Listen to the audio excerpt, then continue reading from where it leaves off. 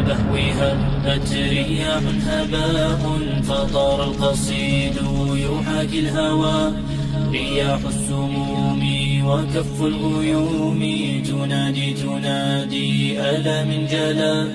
من البهو هبت رياح هباء فطار القصيد يحاكي الهوى رياح السموم وكف الغيوم تنادي ألا من جلا فشر يحاك لكم أمتي يريد الفناء ورب السماء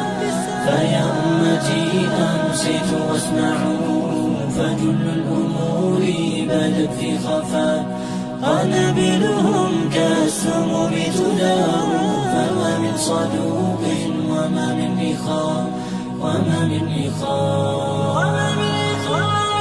بني حصاد الرصاص أتاه فما من مغيث ولا من عزاء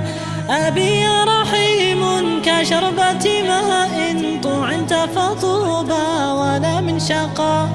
وأمي يا أمي كفاك بكاء فدينك يعلو وكل هراء وعرض استبيحا وما من رجاء سوى بإلهي مجيب الدعاء رضيعي تمزق صوت الإباء فكل يردد صوت الغناء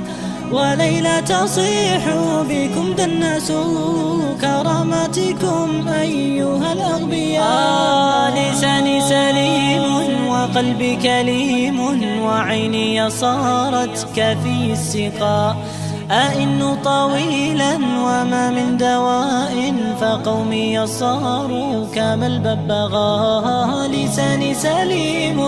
وقلبي كليم وعيني صارت كفي السقاء أئن طويلا وما من دواء فقومي صاروا كما الببغاء فهل حلول تعيد السريبا وأين الصمود وأين الإباء